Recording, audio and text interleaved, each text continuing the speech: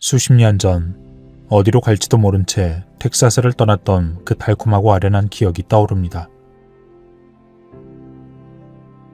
그때는 몰랐습니다. 모든 사람이 떠나야 한다는 것을, 계절처럼 바뀌어야 한다는 사실을 몰랐습니다. 평생 동안 나는 변해왔습니다. 아기에서 아이로 변했고 10대로 자라나 자동차를 운전하고 노동자가 되어 돈을 썼습니다. 나는 한 여자를 사랑하는 남편으로, 내 아이를 사랑하는 아버지로 변할 것이고, 물가에서 그리고 다시 산 근처에서 살기 위해, 또 친구들 가까이 살기 위해 집을 바꿀 것입니다. 또 아내와 함께 계속 변하며 우리의 사랑도 거듭 죽고 계속 다시 태어나게 할 것입니다. 마치 사계절에 따라 계속 변하는 정원처럼 말이죠. 모든 사람은 변화되어야 합니다. 그렇지 않으면 유통기한이 끝나버리고 말죠. 우리는 모두 떠나야 합니다. 집을 떠났다가 다시 돌아와야 합니다. 그래야 새로운 이유로 다시 자신의 집을 사랑할 수 있습니다. 그래야만 내 안에서 많은 것이 태어나고 또 사라져야 할 때가 되면 사라질 수 있습니다. 나는 조금 전의 나로부터 계속 멀어지기를 바랍니다. 종이 위에 적힌 글만으론 삶을 이해할 수 없습니다. 삶은 직접 살아내야 합니다. 우리는 자신의 머리 바깥으로 나가 사랑에 빠지고 시를 읊고 다리에서 강물로 뛰어내리고 텅 빈 사막에 서서 숨죽인 소리로 소네트를 속삭여야 합니다. 여러분의 삶은 살아있는 책입니다. 그 책의 이야기는 수백만 가지 배경에서 펼쳐지는 수십억 명의 아름다운 등장인물이 나오죠. 하지만 언젠가 그 이야기는 모두 끝납니다. 우리가 몇 살인지는 중요하지 않습니다. 이야기는 언젠간 끝날 것이고 우리의 스크린엔 매즘의 자막이 올라갈 것입니다. 친구들은 우리의 모습을 떠올리다가 이제는 존재하지 않을 우리의 생각에 아픔을 느끼겠죠. 사람들의 책은 왼손에 잡힌 부분은 두껍고 오른손으로 잡은 부분의 이야기는 계속 끝나갈 것입니다. 사람들은 남은 페이지를 보고 작가가 책을 마무리 짓고 있음을 알아차립니다. 때문에 이야기가 끝나가서 슬프고 마지막 줄이 들려줄 그 어떤 아름다움, 길고 힘들게 얻은 결말에 이를 것임을 알기에 사람들은 천천히 읽어나가고 싶어합니다. 주인공이 누구를 얼마나 사랑하게 되었는지, 그 감정이 얼마나 진실한지에 관한 그 이야기가 속삭임처럼 마지막 숨결처럼 끝나기를 바랍니다. 나는 바랍니다. 여러분의 이야기에 집을 떠났다 돌아오는 사연이, 몇 번의 여름과 겨울이, 뛰노는 아이처럼 피어나는 장미꽃이 담겨 있기를, 그러기를 기도합니다.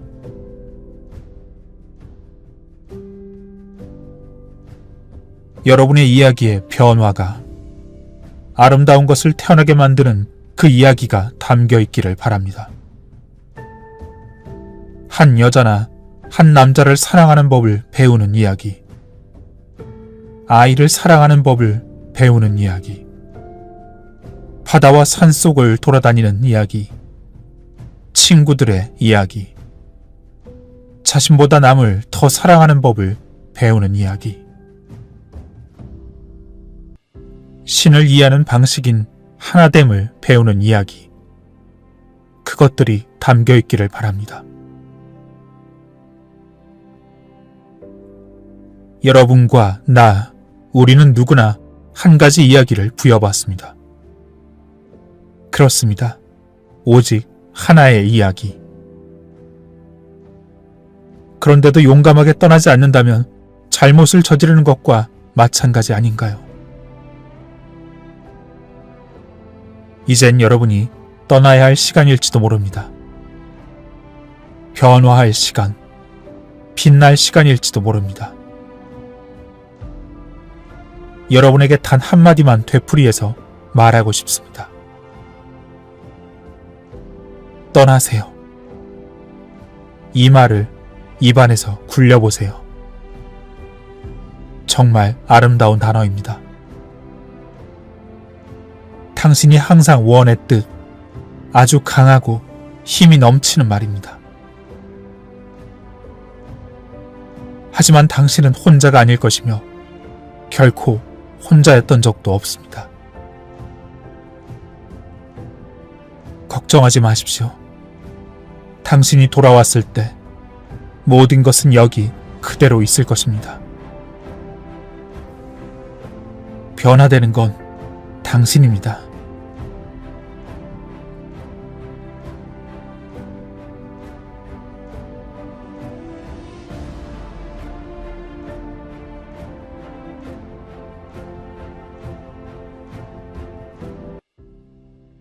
한밤중 45번 주간고속도로에서 바라본 텍사스의 휴스턴은 아름답다. 오늘 밤 휴스턴은 빛나고 있다. 높은 건물마다 불이 켜 있고 도로에는 우리밖에 없다. 은행의 전광판은 새벽 2시 반 섭씨 23도를 가리키고 있다. 아무도 없는 텅 빈 곳. 폴과 나는 말이 없고 폴의 1971년 폭스바겐 캠핑용 밴은 깡통처럼 덜그럭거리며 우리의 생각을 덮어버린다.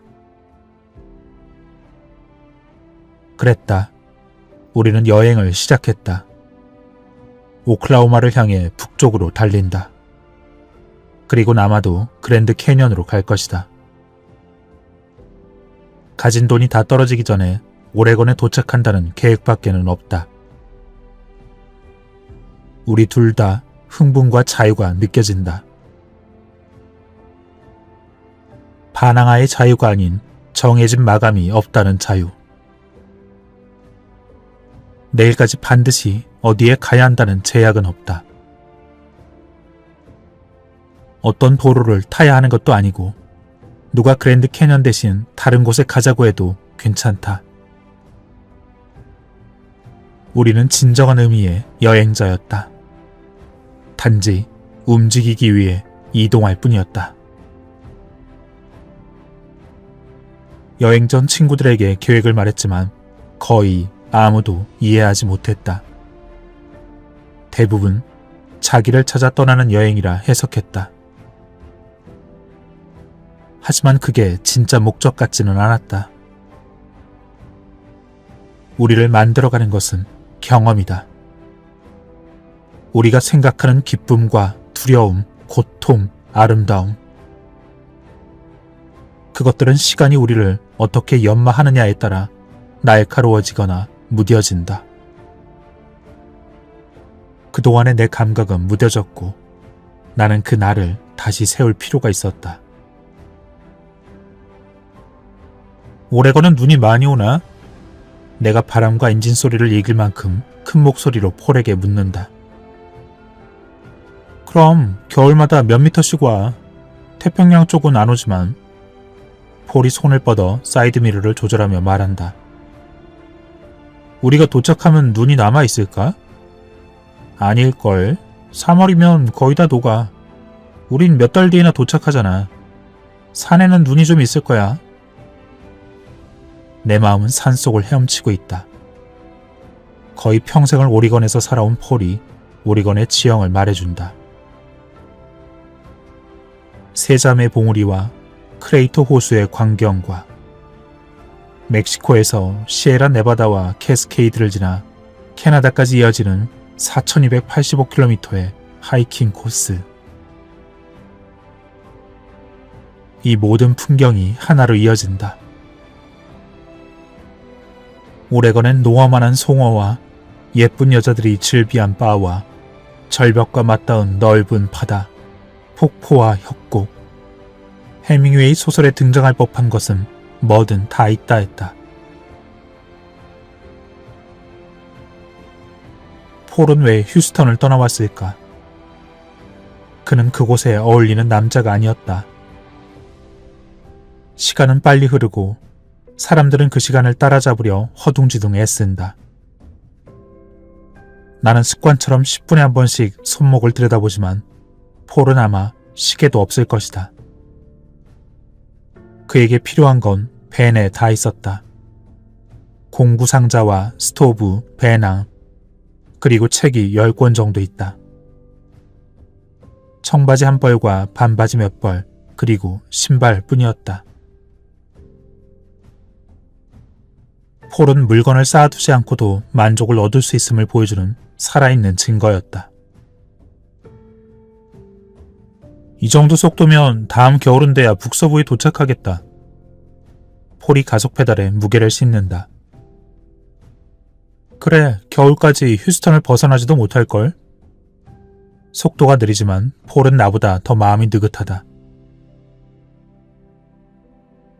낮이면 신호등 앞에 차들이 몰려있지만 오늘 밤 두텁고 어두운 도로는 마을과 마을을 가른다. 집에서 조용히 자고 있는 수천 명의 사람들. 똑딱똑딱 움직이는 벽시계. 60억 명의 사람들이 60억 개의 다른 배경 속에 살고 있다. 나는 이 신비에 의문을 품어본 적이 거의 없었다. 원자가 모여 만들어진 크고 서툴고 지적인 동물. 정신과 마음을 소유한 복잡한 구조의 동물. 셰익스피어가 말하는 무대 위의 배우, 세이건이 말하는 우주의 우연, 신이 만드신 자녀들. 내가 휴스턴을 떠난 이유는 이러한 신비를 이해하고 싶었기 때문이었다. 나는 지금껏 무의미한 질문에 답하려 애쓰느라 나의 삶, 내게 주어진 선물을 낭비하며 살아왔다. 그리고 최근에야 깨달았다. 나는 방법에 대한 의문. 어떻게 하면 좋아하는 여자를 만날까? 어떻게 하면 행복해질까? 어떻게 하면 인생을 즐길 수 있을까? 그런 질문보다 더 중요한 질문이 있을지도 모른다는 것을. 친구들과 텍사스에 갔을 때 사막의 언덕 꼭대기에 서서 그 무한한 하늘을, 잉크처럼 새까만 우주 깊숙한 곳을 올려다보았다. 그러자 수십억 개의 별이 허공을 가로질러 아무것도 아닌 곳에서 아무것도 아닌 곳으로 떨어지고 있었다. 나는 그 광경에 압도되어 20분 동안 서 있었다. 그러자 마음속에서 이유에 대한 의문이 떠올랐다. 처음엔 그 의문 때문에 덜컥 겁이 났다. 그때까지 내가 들어온 답이란, 아름다움이란 무엇일까라 물으면 성공적 결혼 생활엔 5가지 열쇠가 있다라는 식이었다. 하지만 모든 피조물이 끙끙거리며 고민하는 의문, 고통과 그 영광스러운 신음하는 의문에는 아무도 귀 기울이지 않는 것 같았다. 높은 빌딩들과 스포츠팀, 쇼핑몰과 계획된 마을들, 시시한 정치꾼들과 특정한 주방 세제, 그것들이 희열을 안겨줄 거라 약속하는 외설적 미디어들. 이 모든 게 대체 무슨 의미일까? 사람들은 둥지를 짓는 동물일까? 아니면 거대한 철창에 갇혀 있는 걸까? 개인적으로 품어왔던 신념들이 모두 거짓은 아닐까라는 의문이 들기 시작했다. 나는 운동신경이 별로여서 너무 멍청해서 대학에 가야 한다고 믿었다. 내가 좋아하는 야구팀이 더 중요한 야구팀이라고 여겼고 50달러짜리 청바지가 30달러짜리보다 더 좋다고 믿었다. 도시의 어떤 지역에 살면 다른 지역에 살 때보다 더 중요한 사람이 된다고 생각했다. 하지만 그날, 그 순간 내가 우주를 올려다보았을 때 내 생각이 진실이라는 그 어떤 증거는 하나도 없었다.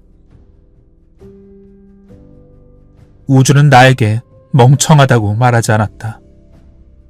어떤 청바지가 다른 청바지보다 더 좋다고도 얘기하지 않았다. 우주는 단지 저 위에서 돌고 있었다. 오로지 아름다움을 위해, 오로지 아름다움을 만들기 위해. 인간의 경박함 따위는 아랑곳하지 않고 나는 우주가 좋았다. 정말로 좋았다. 우주는 무언가를, 아마도 인간은 이해하지 못하는 그 무언가를 이해하는 것 같았다.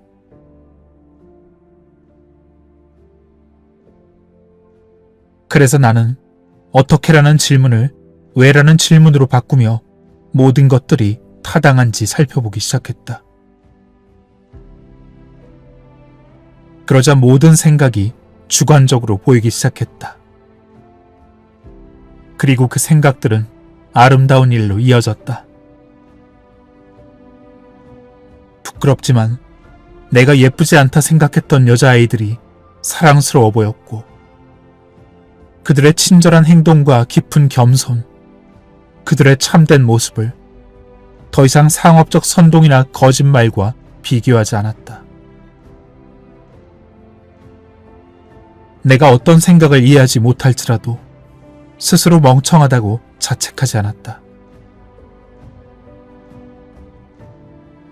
저 우주 아래 펼쳐진 텍사스의 사막에서 수십억 개의 별과 칠흑같이 새까만 그 영겁의 무 아래에서 나는 생각하기 시작했다.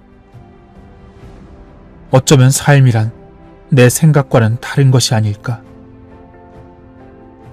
사람이 발견할 수 있는, 그리하여 삶의 이유에 붙들릴 수 있는 그런 극한의 아름다움이 존재하는 것은 아닐까. 나는 이 자연의 아름다움이 어떤 의미가 있다 믿고 싶었다.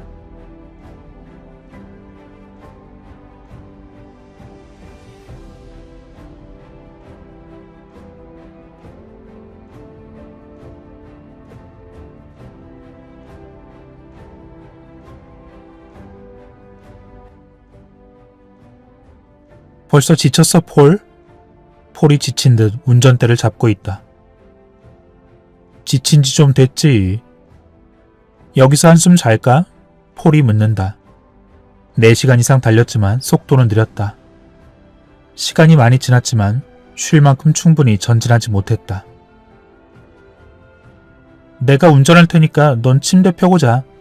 내가 제안했다. 고속도로에선 바다 같은 소리가 난다. 멀리서 트럭들이 웅웅거리며 으르렁거리는 엔진 소리를 뿜는다. 야간 여행은 낮에는 없는 위안이 있다. 낮은 환하고 공개적이다. 태양 아래 주유소와 공장, 숲이 모두 살아난다. 하지만 밤은 모든 것을 덮는다.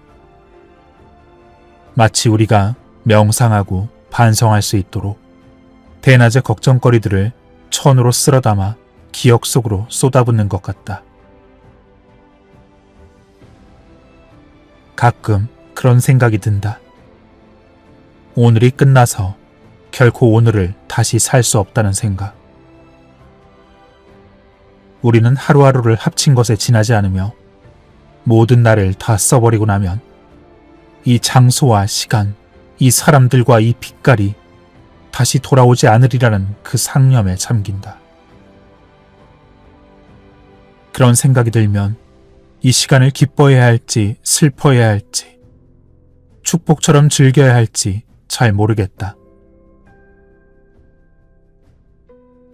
우리에게 주어진 것과 남기고 온 것들이 참 많다. 자유의 향기가 차창을 통해 들어오는 바람처럼 상쾌하다. 유리창으로 들어온 햇살이 캠핑의 밴 뒷좌석을 비춘다. 나는 침낭 속으로 더 깊숙이 미끄러져 들어간다. 돈, 일어나. 아침 9시야. 내 상상 속의 목소리인지 진짜 누군가 말을 하고 있는 건지 모르겠다. 돈 깼어? 껍데기 속 거북이처럼 침낭 밖으로 머리를 내밀며 눈을 떠보니 아침 해가 환하다. 일어났어. 나는 베개로 눈을 가린다. 지금 몇 시야? 9시. 밤에 얼마나 운전했어? 달라스에 거의 다 온 것 같아. 이제부터 내가 운전할게. 좀 더 잘래? 아니야, 괜찮아. 나는 몸을 굴려 베개에 얼굴을 묻으며 대답한다. 그때 창밖 뒤쪽 어딘가에서 아이들이 웃는다. 몸을 뒤척여 뒤로 돌자 빨강머리 아이 2명이 창문을 통해 나를 빤히 보고 있었다. 눈이 마주치자 놀란 아이들이 뒷걸음질치다 갑자기 웃음을 터뜨리더니 입을 가리고 둘이서 바짝 붙어선다. 아이들이 낄낄거린다. 여자아이가 용감하게 한 발 다가와 창을 두드린다. 나는 히피가 된 것처럼 2손가락을 들어 피스 사인을 만들어 보인다. 아이들은 다시 웃음이 터져나오고 얼굴이 빨개진 아이들을 나를 빤히 보지도 못하고 힐끔힐끔 쳐다보다가 숨차하며 서로 더 바짝 붙어선다. 미소를 짓지 않을 수 없었다. 갑자기 어떤 여자 2명이 다가오자 아이들은 서로 찰싹 붙어 레저용 자동차 뒤로 사라진다. 여행을 시작한 지 하루밖에 되지 않았지만 집은 바다 건너 저 멀리 있는 것 같다. 나는 달라스 남쪽 캠핑밴에 앉아 어딘지도 모르는 곳으로 향하고 있다. 정말이지 기분이 좋다. 예전엔 좋은 일이 생기면 그것이 사라지면 어떻게 될까 그런 생각을 했다. 하지만 이제는 더 이상 그렇게 하고 싶지 않다. 그냥 삶을 살고 싶다. 어떻게 대신 왜? 어떻게라는 질문이 중요한지 아닌지를 결정하는 것은 왜라는 질문이다. 하지만 사람들은 왜라고 질문하지 않는다. 그들은 직업을, 커다란 집을, 자신이 하고 싶은 일을 하면서 그것이 다른 무엇과 연결되어 있지 않은지, 그들의 왜가 그들의 어떻게를 정당화하는지 묻지 않는다.